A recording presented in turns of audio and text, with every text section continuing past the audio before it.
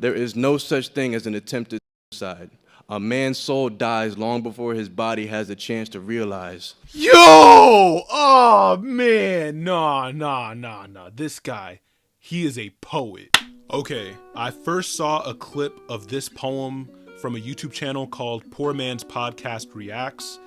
And yo, as a man, I felt this on a very deep and personal level. All right. And whether you're a man or not, I think you'll definitely connect with this, but especially the bros out there, this poem's for you. All right. Let's go. Tsleeveless!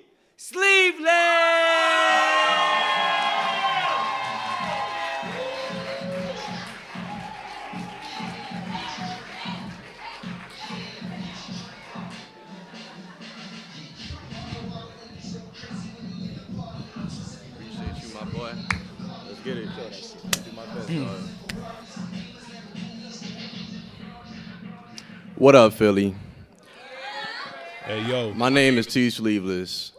The number one hardest thing we all have to do as humans in this world is be subjected to the evil and remain good despite the bullshit we go through. I'm a mental health poet, to double tap on the last two poets. Mental health is everything. It don't matter what situation you're in. You could have everything going perfectly fine, your finances, your house, whatever the case may be. If your head is not on straight, nothing else matters, dog.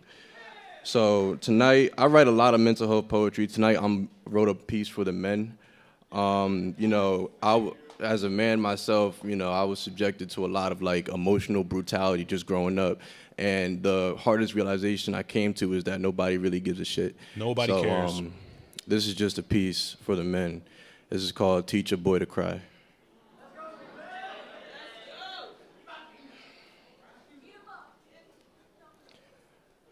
People think the deconstruction of a man is some loud, violent occurrence, this outpour of bitterness towards the world, and in reality, the deconstruction of a man is a silent film, a common surgical procedure that the world didn't know it was trained to do.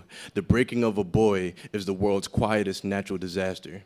As a man, there is no such thing as being stuck between a rock and a hard place. You either use the stones at rock bottom to build a way out, or you get buried by them. Ain't nobody coming to save you. The entire world is trying to construct you into its perfect little image, and the people around you are the ones who fuel the process of your manufactured masculinity. Some of us are going to make it through assembly, but we need to watch out for our defective counterparts because the whole world is going to use their flaws to define all of us. Luckily, most defective product is aware of its own shortcomings and tends to destroy itself given enough time alone with its imperfections. This abridged explanation of the process is how you become a man. Or a monster. Everybody knows what a monster does. Everybody judges the monster. Nobody questions its creator. Nobody questions its creator. Y'all hear that? Nobody. Come on, G. I was about to get into some personal stuff. I don't even want to go there. I might. We'll see. Depending on how I feel, how this goes. You know what I'm talking about? Dang, but I'm definitely relating. Yeah, for sure. And to think that he brought up the whole factory assembly line metaphor about men's masculinity actually being warped by society, and you're led to have imperfections in that area of your identity, such that if you can't cope with it, if you can't use the rocks at rock bottom to help build your way out, your imperfections will actually be the end of you. He said something along those lines, which is really saying something when you consider the fact that males rate, I don't know if I can say that word on the channel, male self-deletion rate, I'll just say it like that, is extremely high. It is dumb high in comparison to women's. The success rate of I almost said the word again, of self-deletion, it's staggering, but nobody wants to talk about that. Everybody will just say, oh, you're a man, you're privileged, you ain't got nothing to worry about.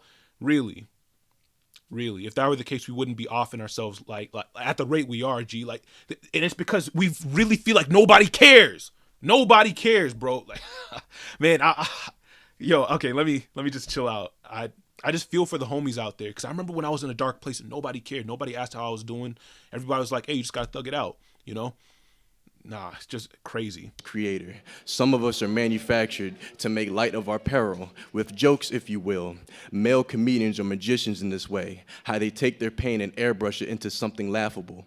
He, ha, ha, joke about a failed suicide. The crowd laughs, the curtains close, the comedian drinks all the way home. A man's tears are just funny that way. How they have to be translated to be accepted, how they have to be transcribed into an art form to be worthy of observation, how you have to bleed artistically to become a worthy topic of conversation. Funny how we can joke about a man's misery, but nobody taught the boy to cry. But they taught him how to fight. Nobody tucked him in at night so he doesn't sleep at night. Nobody offers protection to the protectors. Nobody provides the providers with provisions. Nobody looks after the overseer. Nobody has ever tried to guide the man who steers. Everybody judges the weak men. Nobody checks on the strong ones. Only other men know how subtle a difference before the transition. Nobody taught the boy to cry, so he would do it at all the wrong times. In the barber chair, getting caskets sharp, remembering the funeral of a failed relationship. In the grocery aisle, breaking down because he's weighed down by the tears collecting in his baggage at a soccer game, remembering what it was like to be a boy running towards a goal. Most men will only experience unconditional love from their mothers. And some of us sometimes don't not even even get that. then. Oh, he said it. He said it. He said, and some of us don't even get that. That's the crazy thing. That's tough, G. One thing I will say is that the only time I see society like really caring about a man is if he's produced results, if he's of use, of value, which is a sad reality that your value as a man is directly correlated to what you can do for others. If you want to cancel me for saying that, go ahead. It's just reality, man. And the sooner I realized that, the quicker I had peace with my masculinity. I realized, all right, it might not be nice that the world is built that way, but it is. So I need to become a man of results. I need to become a man of value. And since then, people started treating me different. Should it be that way? I don't know. But it is. And the sooner you can accept that, the better. Most men will only experience unconditional love from their mothers, and some of us don't even get that. Most of us have never even felt appreciation or respect without conditions or hidden intentions. We don't know what it sounds like to hear, "I see you, and I'm proud of you. I'm glad you're here. You really make a difference," yet the expectation is to constantly be displaying the strength and love that the world is hesitant in conveying. We're expected to have a thick skin but get judged if it turns to a hard shell. The first step in being a man is ignoring the hunger. Because yes, boy, you're going to be starving. Starved of attention, starved of affirmation, starved of love, starved of being told that you are enough. Step 2 in being a man is comfortability with replaceability. You are only as good as you are useful. You are only as valuable as you are needed by others. Should there ever come a day, boy, where you fail to provide everybody with a smiling face, then do not be surprised when they say all men do is take up space, and you are swiftly replaced. Step 3 in being a man is overcoming your fear of the fire, because almost everything you will ever try to build will go up in flames. Relationships, careers, hobbies, and yes, you are always to blame. Step 4 in being a man is understanding that by the time you finally get all the right answers, these questions will have already changed. You might achieve the strength of Herculean fiction, trying to balance the weight of all these contradictions. Be a man, they say. Definition unknown. Description keep changing. We men, so empty, so irritable, so this, so that. We get told what we are so much we've accepted that who we are ain't even up to us. The blame is always on us regardless. Regardless. Guilty man's act. Regardless. I think the biggest thing I hear oftentimes, especially on social media, is this idea of like men are to blame for their inability to cry. Every time I see a man cry on the internet, he's getting clowned in the comment section. By other men, sure, but also by women. Think about that.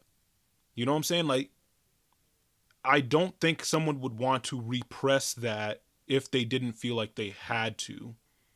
So instead of blaming men for that, ask yourself, like, why is it that men end up bottling up that pain inside instead of addressing it? Because, well, we're told we're weak for doing that. You see what I'm saying? Can't make this stuff up, G. Can't make this stuff up. That's victim blaming at its finest. Be a man, they say. Definition unknown. Description keep changing. We men, so empty, so irritable, so this, so that. We get told what we are so much we've accepted that who we are ain't even up to us. The blame is always on us regardless. One guilty man's actions requires an innocent man's explanation. Otherwise, you're all guilty by gender association. There are 4 times as many male suicidal ideation because it's been hammered in our head that we're falling short of our societal expectations. Yup. Imagine being in a world of hurt for 100 different reasons during a nationwide emasculation season. There is a unique brand of sadness that follows being hated without reason. It ain't no secret, while over 30% of us have attempted to stop breathing. Nobody even mentions the men who have succeeded. As the saying goes, every failure is one step closer to a successful attempt. There is no such thing as an attempted suicide. A man's soul dies long before his body has a chance to realize. Yo! Oh, man. Nah. This guy, he is a poet. Okay, I know I've just been addressing the significance of his words, but I now want to go through, like, just how bar heavy this is. Like, he's spitting. The metaphors, the double entendres, you know what I'm saying? I've never seen anything like this. I like mental health poems for the most part, but this one stands out among them. Yeah. Y'all gotta comment what y'all think, please.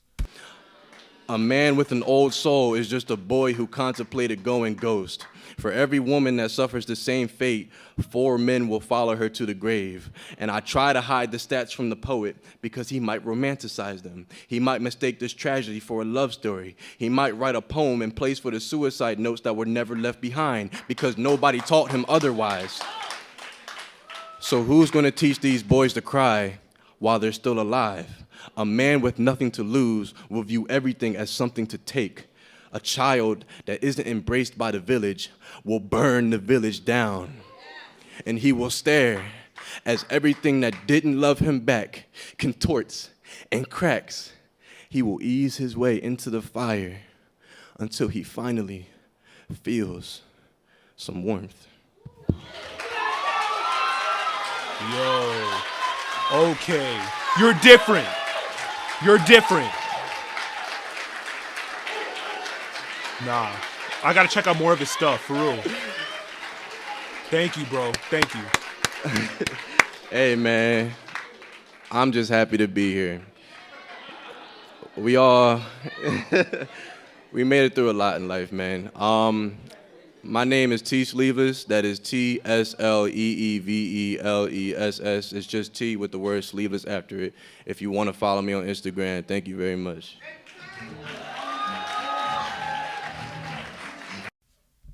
Hey, bro, you getting my follow. What can I say? That was heat. Man. Yo, let me know what you thought. Whether you're a man, woman, don't matter. Let me know what you thought. I'd like to hear your thoughts. Heck, do you disagree?